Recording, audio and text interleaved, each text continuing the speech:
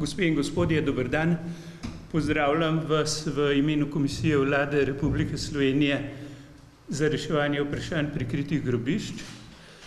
Dogodek, ki, kot smo napisali v vabilu, ga posvečamo tudi obeležitvi Evropskega dneva v počastitev spomina za žrtve totalitarnih režimov, je pravzaprav temu odkritju na en način pisan na kožo.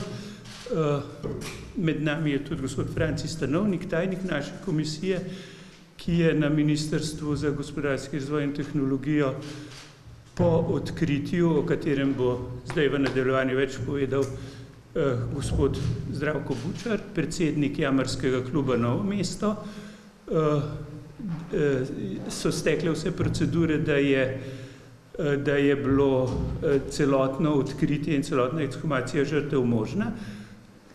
In drugi naš govornik, ki bo predstavil predvsem predmete in vse to, kar je možno iz ene preliminarne obdelave najdenih predmetov odkrit, bo dr. Uroš Košir z podjetja Augusta d.o.o.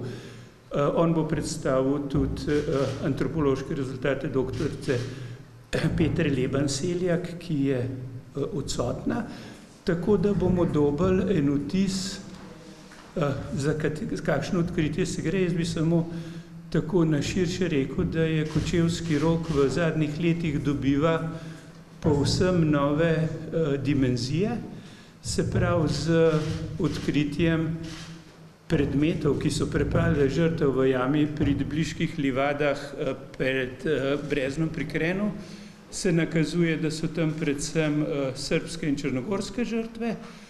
Z deli v Macesnovi Gorici se je potrdilo, da gre verjetno za grobišče in morišče slovenskih vojnih ujetnikov, se pravi, da je to slovenska lokacija. Potem se nam pa seveda odpira to vprašanje, kje so Hrvati. Ko je Sime Dubajić je govoril o mojih 13.000 Hrvata v Rogu. Tako da vprašanje, ki je pa povezano z današnjim dnem, z današnjim predstavitvijo odkritev, je pa seveda ta novomeška stran, kjer po vojni ta novomeška domobranska skupina ostane na Dolenjskem in mi smo pričakovali, da bomo odkrili del posmrtnih ostankov že v jami pri Rugarskih klancih, pa so bili tam Hrvatije. Tako da, skratka, da je tukaj to vprašanje, ki ga danes odpiramo, se je pa odprlo predvsem zaradi jamarskega odkritja in kar vabim gospoda Bučarja, da predstavi njihovo delo. Bi pa pozdravil še gospoda Pavla Jamnika, čeprav vidim za masko, ki je pač poskrbel, da je odkritje imelo tudi kriminalistično spremljavo. Zdravko, izvoli. Kot rečeno, sem Zdravko Bučar, predsednik Jamarskega kluba Novo mesto. Mogoče za začetek par osnovnih informacij o našem klubu.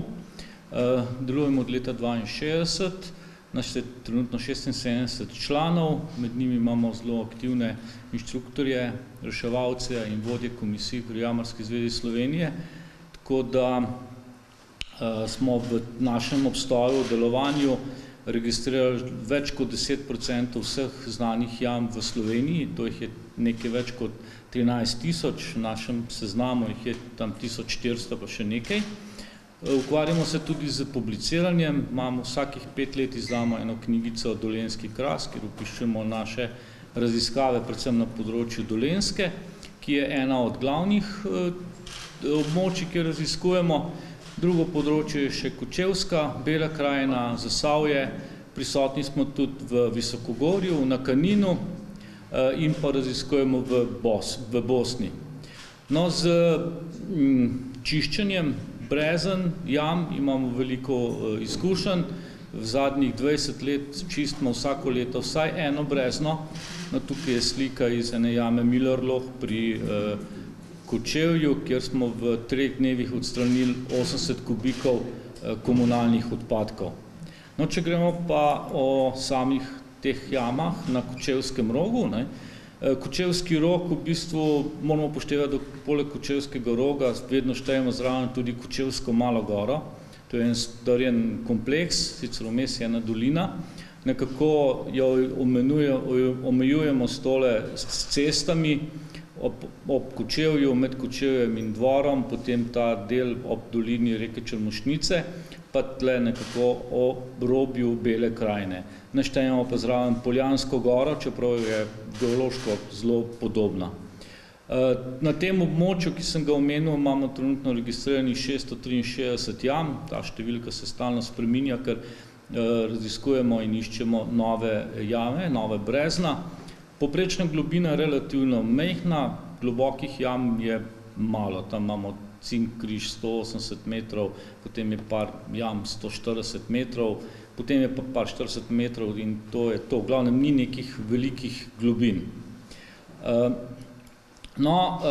Zadnja leta se jamarji pri svojem delu poslužujemo novih tehnologij in to je predvsem karte, ki jih je pripravila Republika Slovenija z lidarskim skeniranjem površja. To pomeni, da z neko tehnologijo laserskega pregledovanja tal je bila odstranjena vsa vegetacija. In mi dobimo posnetek tal, tle recimo si predstavljate tole, tukaj je gozdna cesta, široka približno 4 metre, no tole je pa vlaka, gozdna vlaka, širine tam 2 metra pa pol, tudi na terenu zelo neizrazita. No in mi takole najdemo eno črno piko, ki predstavlja neko deviacijo v teh tleh in to gremo potem pogledati fizično na teren, ali je to brezno, ali pa to mogoče tudi kakšna napaka, kakšen odboj, ne, recimo tale črna pika tukaj je pa na človeško delo, to je pa bila ogljenca, ne, se včasih kuhalo ogla in pride potem, ampak je bolj okrogla, to ponovadi že vemo, da ni ta prava stvar. No in tako so naši kolegi šli konec maja pogledati to črno piko, ki sem jo tam pokazal in se je ugotovilo, da je to brezno, globina 14 metrov, ne, tole je schematski načrt tega brezna, takole se je skrivalo v grmovju noter, in tle je pa ta vlaka, ki je prej bila vidna na lidarju. Ne. No in kolegica, ki se je spustila noter, je bila pač zelo presenečena, ker noter so bile tle vse okrog lobanje, kosti, no in takoj, ko je pač pobrala podatke, da je lahko izrisala ta načrt, je potem najdbo prijavila policiji. Zadeva je potem stekla naprej, do trenutka, ko smo v začetku 7. meseca opravili sanitarno čiščenje. To pomeni, to je posnetek dna brezna, preden smo začeli čistiti. Preden se je začelo izvajati sanitarno čiščenje, seveda z arheologi, no, mi smo bili podizvajalci arheologov, no in v tem sanitarnem čiščenju smo mi na površju, pa ko smo uspeli slediti posameznim najdbam, iz brezna odstranili 16 vreč z posmrtnimi ostanki in 2 vreči z najdbami. Večinoma so bile to čevlji, oziroma ostanki čevljev.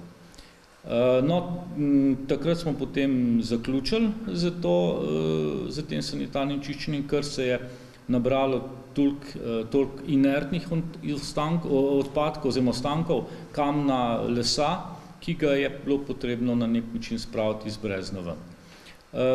Po nadaljnjih korakih smo se pač dogovorili za to, da iz brezna odstranimo vse te inertne stvari, torej kamenje, zemljo, les in poberemo iz brezna tudi posmrtne ostanke.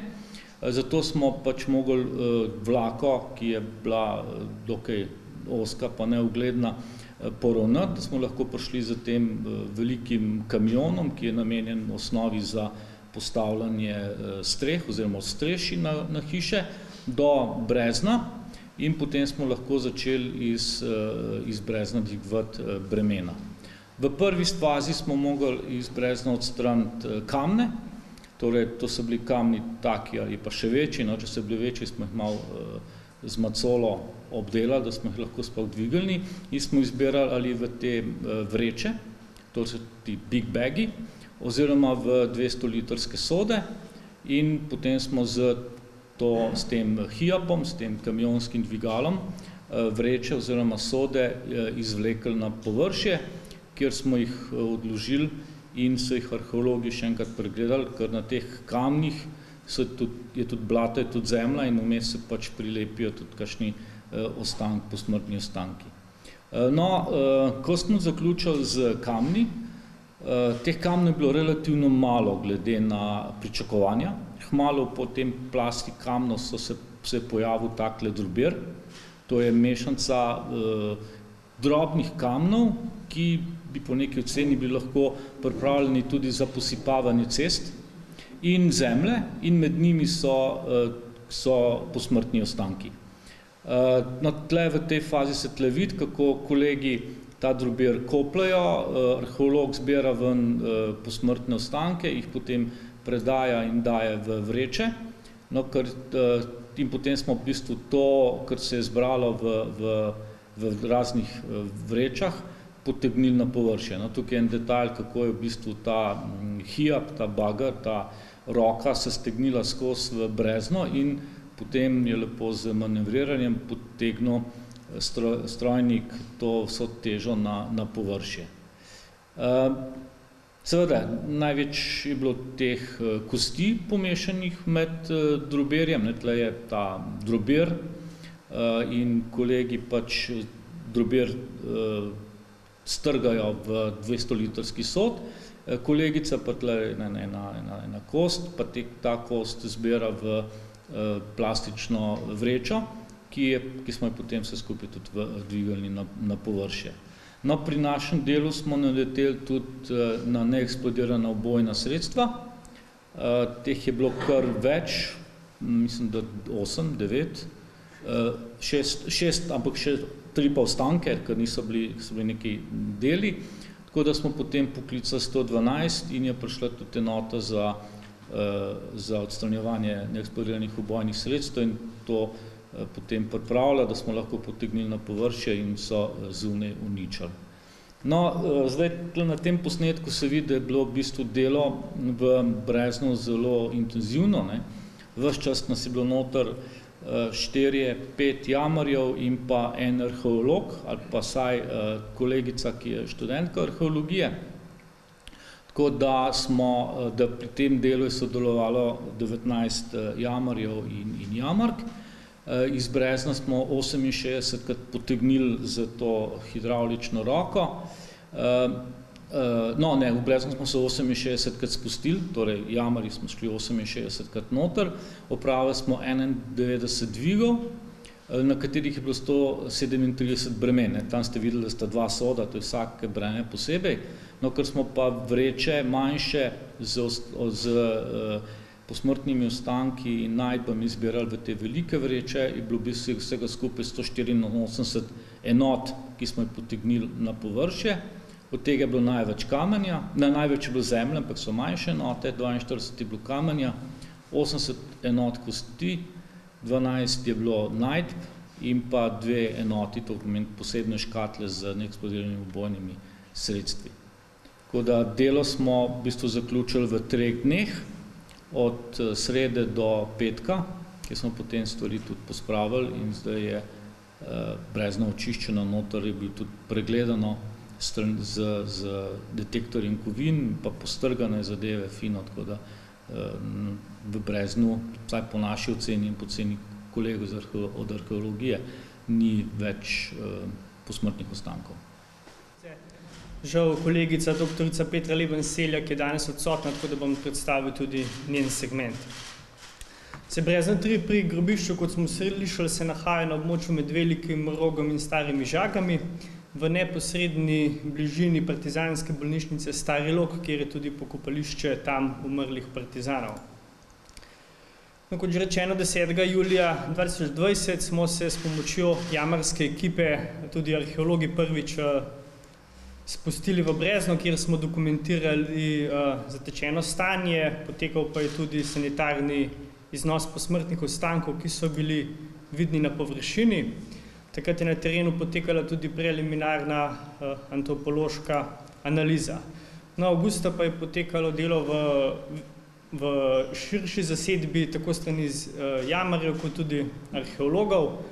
Jamarji so ob arheološkem nadzoru iz jame s pomočjo dvigala iznesli vse posmrtne ostanke, skale in gruščat material. No, naše delo pa je zajemalo predvsem pregled tega gruščnatega zemljenega materiala, v katerem so bili številni predmeti žrtev in tudi manjši drobci posmrtnih ostankov, tako da smo z detektorji kovin pregledali vso to izneseno zemljino. Pomagali smo se tudi s pregledom te zemljine na sitih, iz katere pa smo pobrali večje število najdb. No, posmrtne ostanke je tako potem na terenu pregledala doktorica Petra Leben Seljak. Zopet poudarjam, šlo je za preliminarno antropološko analizo, kakršno se na terenu ponavadi opravi na neočiščenih kosteh, tako da tukaj je potekalo ta prvo razvrščanje kosti glede na vrsto in tudi določanje okvirne ocene minimalnega števila posameznikov. Zdaj na koncu je bilo dokumentirano še prazno brezno in pa, ki je bilo pregledano tudi z detektorjem kovin, da nismo slučajno kakšnih predmetov pustili na samem dnu. Na kratko bom predstavil tudi interpretacijo rezultatov in v bistvu poteka dogodkov, kakor so se sledili od leta 1945 naprej. Se pravi, ta pogled je na brezno, kakršno je bilo v času pred pobojem, se pravi tisto naravno dno, brez kakršnihkoli človeških ostankov. Zdaj med posmrtnimi ostanki smo odkrili več kot 90 krogel kalibra 9 mm in okoli 220 tulcev kalibra 9x19 mm. Vsaj 4 tulci so bili tudi kalibra 7,62x25 mm, kar nakazuje na vrsto orožja, v bistvu kaliber orožja, ki je bilo uporabljeno pri samem poboju. Zaenkrat, kot kaže, je večina streliva kanadskega in britanskega porekla, se pravi zavezniška pomoč, nekaj je pa tudi italijanskega, v bistvu najmanj pa nemškega streliva. Na območju pred samo jamo, tisto območje, kjer je bilo delovišče, smo tudi pregledali z detektorji kovin in na tem delu, ki ga vidimo na fotografiji, je bilo odkritih več kot 100 tulcev kalibra 9x19 mm, kar nakazuje tudi na mesto eksekucije, se pravi tukaj na tem jamskem robu so potekale usmrtitve in žrtve so bile odvržene v brezno. Zaradi same narave najdišča, se pravi v breznu, so bile lobanje v večji meri poškodovane, seveda zaradi kasnejših procesov, zaradi odmetavanja skal in podobno, vendar na ohranjenih lobanjah so bile tudi dokumentirane vstopne in izstopne strelne rane. Zdaj, nekatere strelne rane so bile vidne tudi na območju medenice in naprimer na drugih delih telesa.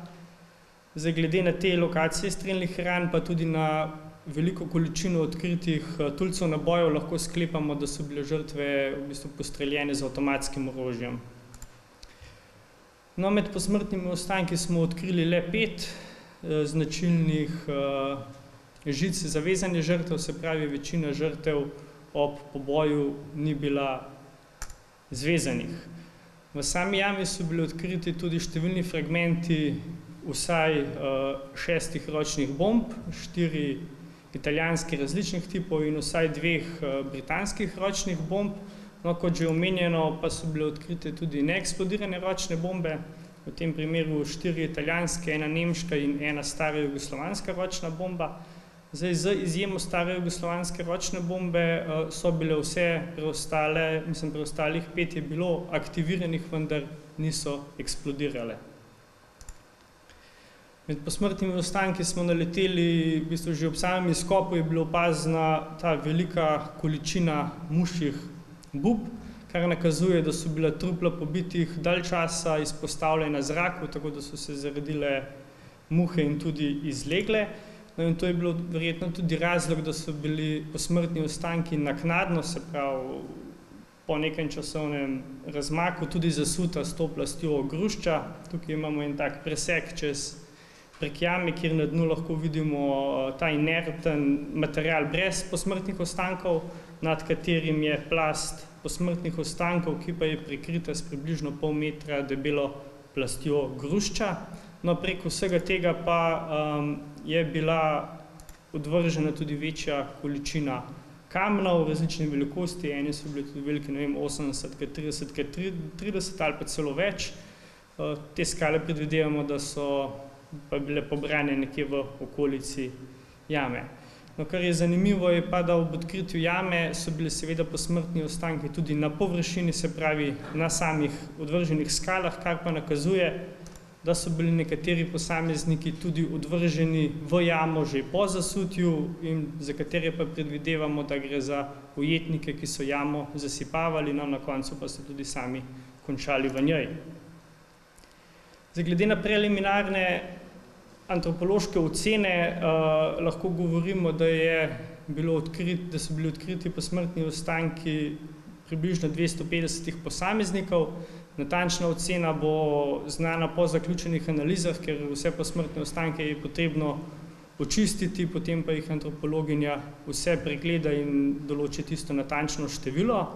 Ravno tako bo v tej naslednji fazi bo ta znana tudi spol in starost posameznikov. Zaenkrat lahko rečemo, da so skoraj vse žrtve moškega spola, vmes je najmanj ena ženska, vendar pa jih verjetno ni več kot 5. Glede starosti pa zaenkrat lahko samo to rečemo, da ni bilo osebe mlajše od 15 let, da kar nekaj oseb pa je bilo v svojih zgodnjih 20 letih, se pravi nekje med 18 in 23 letom starosti. Med posmrtnimi ostanki je bilo odkrita tudi večja količina predmetov žrtev. Tukaj je bilo najdenih nekako okoli 400 gumbov, večinoma gre za gumbe civilnega porekla, veliko jih ima na zadnji strani tudi napis Jugoslavija, se pravi jugoslovanski proizvod. Kar nekaj pa je, čeprav v manjši meri vojaških gumbov različnih poreklov, kot so Kraljevina Jugoslavija, Italija, Nemčija in NDH, ampak v večini ne gre za gumbe blus, ampak za gumbe vojaških srajc in vojaških hlač. Na nekaterih predelih jame so bili pogoji ugodni tudi za ohranitev tekstila, tako da smo odkrili kar nekaj kosov oblačil žrtev. Gre tako za dele vojaških oblačil, kot tudi za dele civilnih oblačil. Odkrita sta bila tudi eden zelo dobro ohranjen in eden slabše ohranjen civilni klobuk. Med predmeti pa je bilo veliko tudi žlic, kar nakazuje, da lastnina, vsaj osebni predmeti in manjši predmeti žrtvam niso bili vzeti, tako da je bilo najdenih kar nekaj žlic, glavnikov, potem razna ogledalca, rožni venci, nekaj je bilo tudi vžigalnikov, svetinic. No, med svetinicami stopajo predvsem slovenske svetinice. Med temi svetinicami so vsaj 4 slovenske, potrebno je še vse očistiti, tako da to bo tudi natančna številka poznana po opravljenih analizah. Izpostaviti ga tudi na primer 2 denarnici, nekaj novcev, predvsem pa ostanek ženskega čevlja in ženske lasnice. Nekaj je bilo tudi bolj osebnih predmetov, kot so na primer 3 prstani in obesek, nek medaljon. Med žrtvami pa sta bila tudi 2 osebi, ki sta imeli umetni očesni zrkli, ki smo jih odkrili nepoškodovane. No, med razpadajočimi ostanki tekstila pa so bili najdeni fragmenti slovenskega časopisa, na katerem se jasno vidi napis Jugoslavija, Francija, na drugi strani mislim tudi Velika Britanija, se pravi gre za neke novice dogodkov doma in po svetu. Kot preliminarne zaključke lahko izpostavimo, da je število žrtev plus minus 250 posameznikov, večinoma gre za moške, najmanj ena ženska, vendar ne več kot 5. Lahko bi rekli, da gre večinoma za civiliste, med katerimi pa so bili tudi posamezni vojaki. Narodnost je zelo težko določljiva na podlagi teh najdb, ampak zagotovo pa so med žrtvami tudi nekateri Slovenci in verjetno posamezni Hrvati. Hvala. Pri tej jami, novo odkriti jami, gre pravzaprav v prvi vrsti za prav to klasično ilustracijo, kako smo v neki fazi mislili, da pravzaprav smo odkrili že vsa grobišča, pa se vedno na novo pokaže še kakšno, za katerega smo bili prepričani, da sploh ne obstaja. Konkretno za to jamo smo v okviru policijske akcije Sprava prve informacije dobili že leta 2002, opravili tudi najmanj 3 preglede terena in ko zdaj gledamo, oziroma zdaj, ko vemo, kje se ta jama dejansko nahaja, vemo, da smo se gibali približno 500 metrov zračne razdalje od dejanskega vhoda. Takrat smo ocenili, da so te informacije, ki smo jih dobili in pa po pregledu terena, tako nezanesljive, da smo bili prepričani, da nam pričevalci oziroma ljudje, ki so nam poskušali pomagati z informacijami, govorijo o jami pri Cinkovem križu oziroma Rugarskih klancih. Zdaj se je izkazalo, da temu ni tako, da gre dejansko za brezno, v katerem so ljudje. V preiskavi, v času preiskovanja te tako imenovane knjige zapornikov, ko smo preverjali tudi vse mogoče navedbe v zvezi z lokalnimi zapori Ozne po Sloveniji, smo ugotovili, da so iz novomeških zaporov, oziroma da so v novomeških zaporih je Ozna takoj v maju 1945 zbirala ljudi in z njimi upravljala postopek in jih potem tudi nekaj odposlala naprej v Ljubljano, v centralne zapore. Velik del ljudi pa je bil v zaporih Ozne v Novem mestu. Konec avgusta je prišel konec avgusta do 5.9. 5.9. so opravili selekcijo tistih, ki jih bodo spustili in tistih, ki jih bodo pač odpeljali na morišča. To se pravi, v mesecu septembru, ko je bilo pobijanje po celi Sloveniji že skoraj končano, so v novomeških zaporih opravili selekcijo zaprtih in jih odpeljali vsaj del žrtev, ki so zdaj izkopane iz tega brezna, v to brezno. Takrat smo uspeli govoriti tudi z pripadnikom 1. bataljona Knoja, ki je opravljal prevoze. Natančno nam je opisal, kako so ti prevozi izgledali. Sam je 6x, 7x peljal od 20 do 25 ljudi s poloklopnim avtobusom. On jih je vozil do točno določenega mesta, kjer so jih prevzeli slovensko govoreči in jugoslovansko govoreči partizani in jih odpeljali naprej. Tako da ta človek, ki je nam razlagal, kako so izgledali ti prevozi, ni bil prisoten pri izvedbi poboja in seveda same podrobnosti poteka dogajanja ob breznu nismo takrat in tudi zdaj jih verjetno ne bomo mogli nikoli ugotoviti. Torej, dejstvo je, velik del žrtev, oziroma vsaj blizu 100 žrtev, po ocenah, ki smo jih lahko naredili iz pričevanj in pa iz dokumentacije v tej, oziroma opisov v to zaporniško knjigo, v tem breznu, ki so ga predstavili danes, izvira iz novomeških zaporov, iz katerih so bili odpeljani po 5.9.45. Selekcijo ljudi, kdo bo odšel domov in kdo bo ubit, je upravljala Ozna. Pomoč pri transportu do grobišča je upravljal Knoj. Ljudje so bili predvsem, v tej skupini ljudi so bili predvsem ljudje, ki so se javili po objavi amnestije v avgustu 1945. Ne ljudje, ki so bili aretirani takoj v mesecu maju 1945. To je toliko, kar smo v okviru preiskave povojnih pobojev uspeli ugotoviti do zdaj. Zanimivo bo, verjamem, da bo to kolega Košir se potrudil in tudi ugotovil, izrezek iz časopisa. V tistem času seveda ni bilo veliko časopisov in če se najde izvod časopisa, se bo dalo ugotoviti tudi datum, kdaj je ta časopis izšel in po tem datumu, se pravi, se je zgodil poboj. Druga stvar, ki je nekoliko presenetljiva, so posmrtni ostanki žrtev nad nasutjem, kar pomeni, da so to brezno lahko uporabili še tudi teden, mesec, leta kasneje.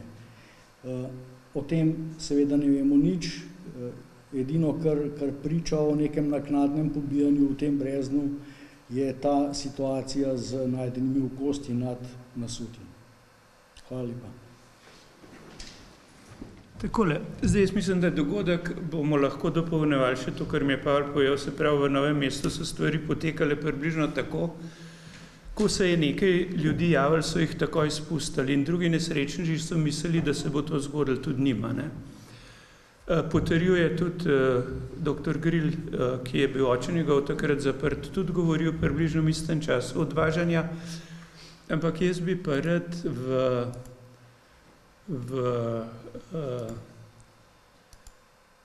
glede na to, da smo rekli, da bo ta dogodek posvečen žrtvam totalitarnih režimov in enemu spraševanju o tem, kaj Slovenci z mrtvimi počnemo. Poglejte, to je prizor partizanskega pogreba z duhovnikom, drug spet z duhovnikom. To je eden od pokopov v partizanski bolnici v Rogu in to je eno od pokopališč v Rogu. Se pravi, križ ni bil neobičajen znak in tudi križ na zahodu ni križ kot versko znamenje, ampak križ kot znamenje groba. To grobišče, ki ga je že dr. Košir omenil, se pravi, to je partizansko pokopališče bolnice Stari Log, je pa ena od teh simbolnih konstrukcij, ki so jih za Rog se odločili delati, podobno je delal Ravnikar v Begunjah. In na Rabu gre za geometrijo, ki za grobom praviloma nima kaj dosti zveze. Tudi vidite, da grobovi niso individualizirani. Piše pa v trajen spomin 31 ranjencem. Tukaj je manjši problem, da 31 ranjencev v Starem Logu ni umrl, ampak verjetno okrog 15. Ne se pravi, da bomo za Stari Log vedeli, kdo je tam umrl, bo potrebna skoraj ravno taka raziskava kot za grobišče tik zraven. In tudi zato, a je to lahko grob na vse zadnje ene zmagovite strani v vojni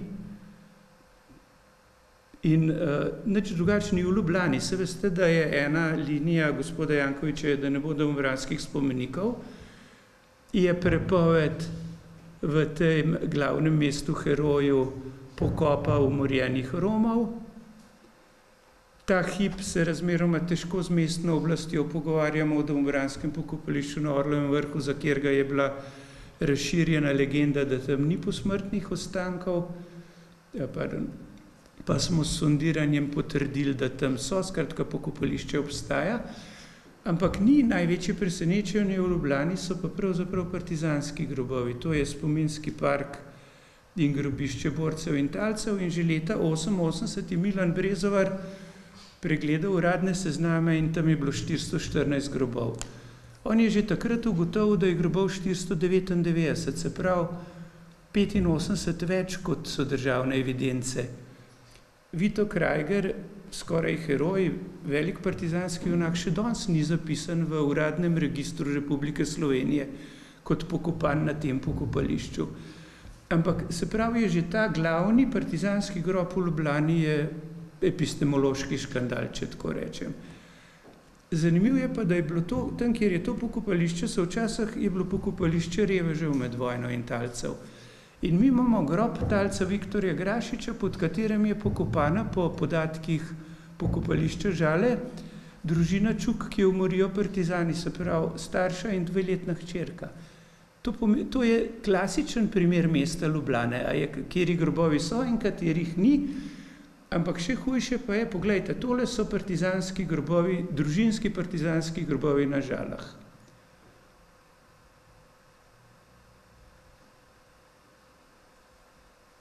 To je pravzaprav izkaznica mesta heroja. Ne?